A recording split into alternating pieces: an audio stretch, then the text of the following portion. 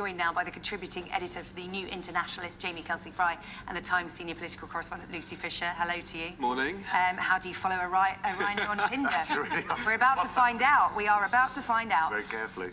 Jamie, you picked a story out from The Guardian and talking about dodgy ground. The Tories apparently are on it over their pollution strategy in the build-up to the general election. Yes, so this story is, it's actually, the research has been there for a long time about how polluting the City of London is. And there has to be a report coming out and a response by the government to create policy about how to deal with this huge pollution problem in the city. However, they're sort of avoiding doing that. They're saying that they're being accused of hiding behind the election. And also, interestingly, they're being accused of doing this because they're scared of the diesel lobby, which is an interesting comment to be making. And it's interesting to be reminded of how much of political decisions are made according to the vast lobbying power of corporations, kind of swaying governments to make decisions that favour the industry.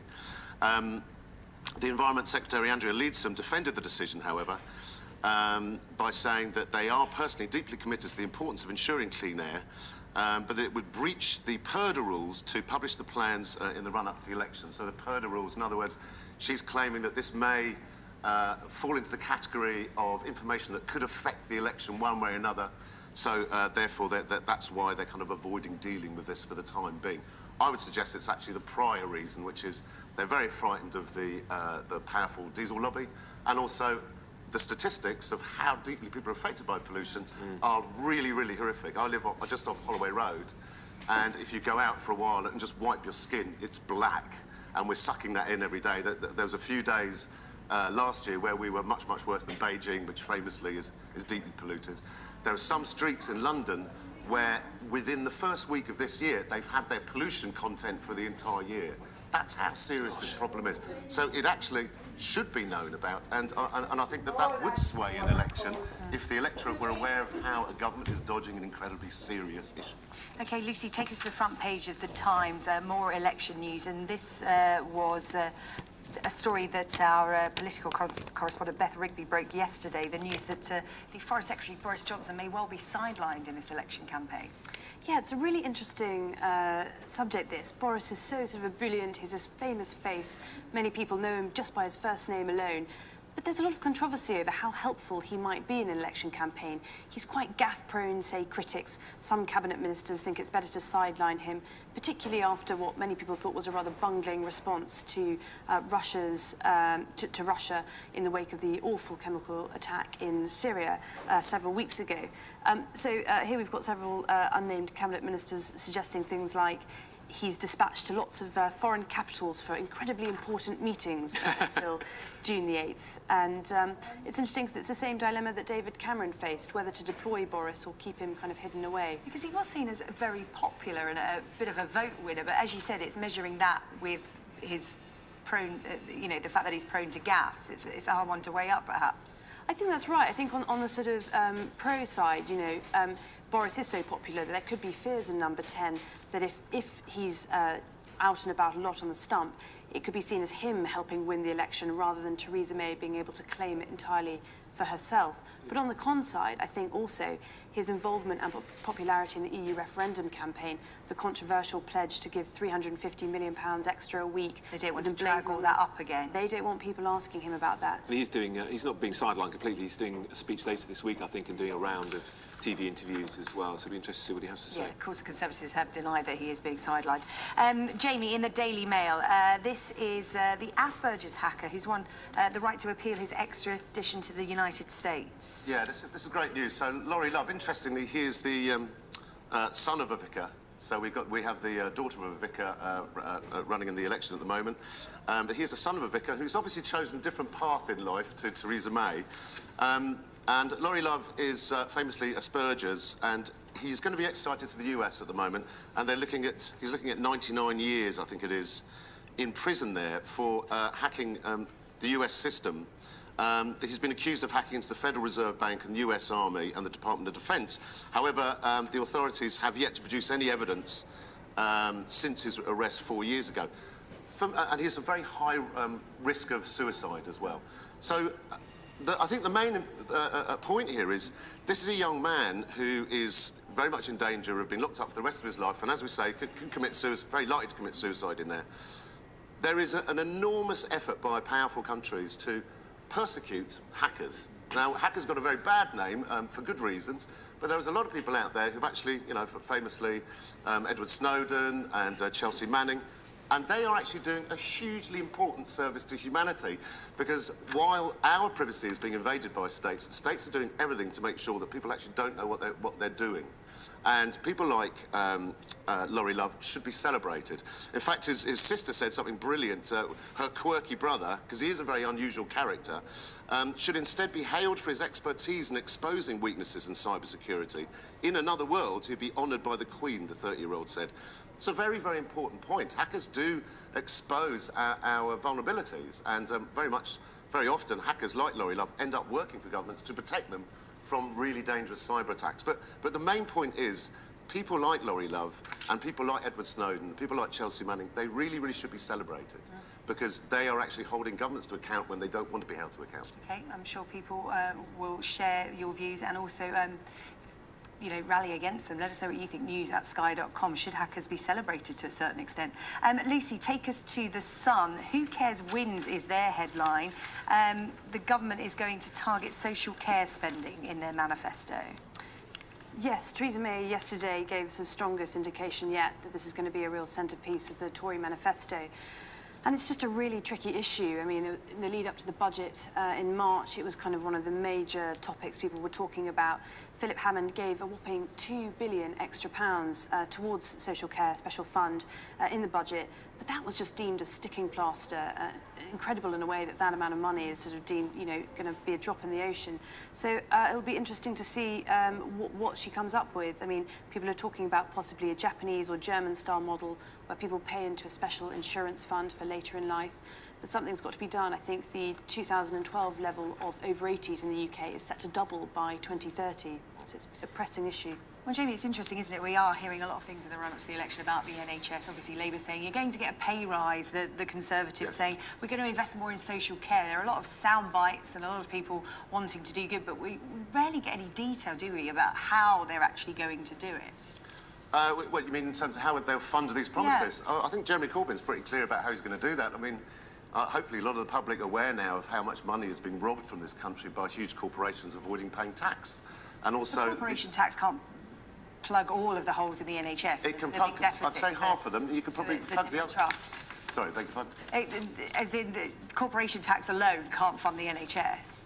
I think if you stop the huge amount of what you call corporate welfare, as opposed to social welfare, and on top of that, stop the enormous amount of money that's been avoided being paid in tax through tax havens, you would do a huge difference to this country. I think it's outrageous that a lot of the time the focus is being put on people on welfare, for example, as bleeding this country dry. You should really look at how much money is being bled by the country by people, corporations avoiding paying tax. Does that add up for you, Lucy?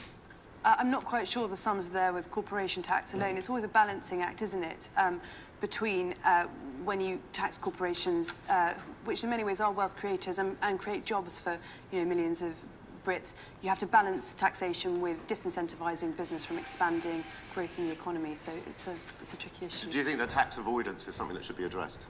I think absolutely, and I think, you know, that's a sort of consensus across all parties that it's something that more needs to be done. I think the Conservatives as well are trying to tackle that. It seems to me Theresa May is perhaps going a bit further than David Cameron is, but again, it's you know, it's that question of when you what measures will be effective in raising revenue rather than disincentivising.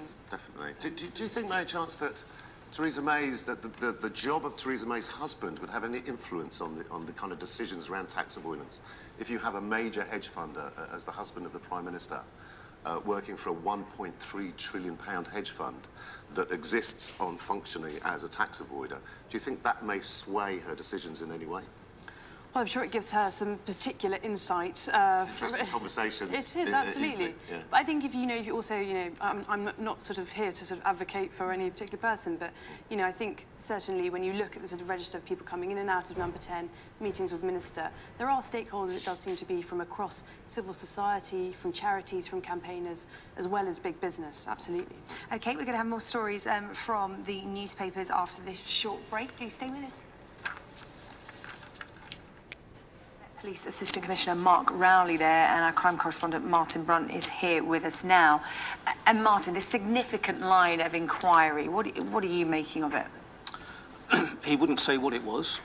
And there was some speculation a couple of weeks ago that there was an international manhunt for a figure of some significance. Well, I asked Mark Rowley about that, and he said dismissively, there are lots of stories in the newspapers that I think he described them as nonsense.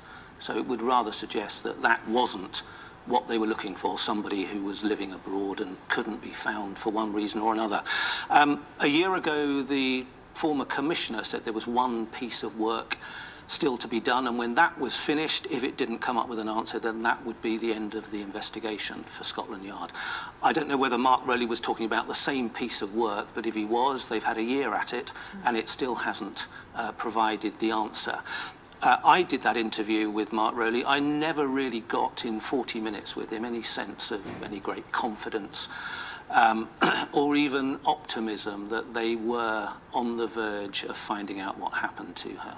And this is a decade on, and you would imagine that any new evidence that would come to light, it's actually quite difficult to find because, there's been so much manpower, so much money spent on this investigation, hundreds of journalists from all over the world following every twist and turn of it, and yet they still seem to be drawing blanks. I think that's why we're sitting here 10 years on still talking about it, and it's our lead story this morning. It's incredible that there appears to be, there's absolutely no proof of what happened or any evidence, firm evidence, to even suggest what happened to her. There are, of course, a number of different theories. And as Mark Rowley said in the interview, they still haven't ruled out the theory that Madeleine was taken by a burglar or burglars who were in the apartment trying to steal stuff, and she woke up and for some reason, instead of scarpering, as you would think most burglars would do, they took her with them, and then who knows what they did to her. Jamie, what do you make of this? I mean, this investigation has been going on for 10 years now, and it really is a unique case in terms of it. It just seems that Madeleine disappeared into thin air. Mm-hmm. Well, I'm sure there are other cases that are similar, but I'm going to say something quite controversial, but I should. Every day, 16,000 under fives die, according to the World Health Organization. Through causes that could have been prevented, preventable causes. Mm-hmm. And there is what you call an empathy deficit in this country, where if you give a face to someone like Madeleine McCann, then the country is really, really concerned. And so, of course, they should be. But I believe that it's much more important for us to actually spread our empathy wider. This is a terrible case that's happened, but as I say, 16,000 people die, young under fives die every day. They don't get this kind of publicity. They don't get this kind of publicity at all. When Madeleine disappeared first, 2.7 million was raised by the public, and J.K. Rowling and Simon Cowell, if I remember correctly, and Richard Branson, they all donated to it. Parliamentarians were wearing yellow sort of flags to remember Madeleine, which is, of course, brilliant to put so much focus on it. But I'd really like to see parliamentarians and the public to actually be aware of these kinds of tragedies being so avoidable and so persistent across the world. It would be wonderful if we had a much wider understanding and a much wider reach of our empathy. This empathy deficit is a very serious thing. I suppose the difference is that in the Madeleine McCann case, and Martin, you'll know this, that the chance of a child being abducted by a stranger are so infinitesimally small. Of course, thank God for that, of course, yes, yeah. So when a case does happen like this, it is so unique that it does concern everyone. I think that's absolutely right, and I think it's a slightly different case to children perhaps in underdeveloped countries dying from disease. Absolutely terrible. But this idea of a sort of a young British child on holiday, it goes right to the fear of any parent. Everyone can kind of imagine that happening to any family in Britain. That's why I think it's so shocking. So yeah, terrible. Okay, we'll have a special report to mark the 10 years since Madeleine McCann went missing. Martin will have that for you. It's called Searching for Madeleine. You can see it at Sky One at 10 o'clock on Tuesday, and it will be showing again here on Sky News at 8 o'clock next Wednesday. Martin, thank you very much. Remarkable footage there. Thank you very much indeed, Katie. And Jamie, it seems like there's a face-off. Who's got the biggest toys? Well, the Americans by far got the biggest toys in the whole world. They spend 1.7 trillion every year on arms. So, for younger viewers, they won't know who I'm talking about, but if you probably know Frank Zappa, he said a fantastic thing. Okay, politics is the entertainment wing for the military-industrial complex. This is an enormous problem for the States. They've outsourced all their manufacturing. Their only export now is brute force.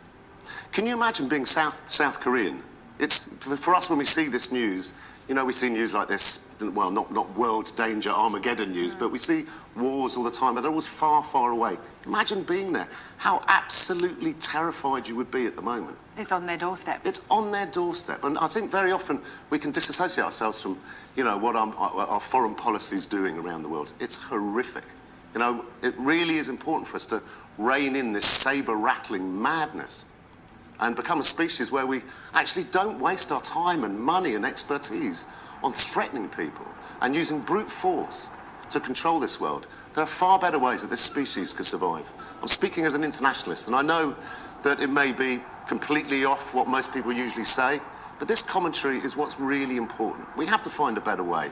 You know, everyone would agree that Donald Trump is not someone you're going to trust to kind of lead this species into a progressive, fairer, more equitable future. It's a terrifying notion that he's got this power. But there is a cycle to this, isn't there, Lucy? You know, we see the ramping up of pressure, we see the images on our TV screens, we get words from both sides, then there are either concessions or more sanctions, everything calms down for a few months or even a couple of years, and then it comes again. I mean, we're getting used to that now. Do you think things are different at the moment?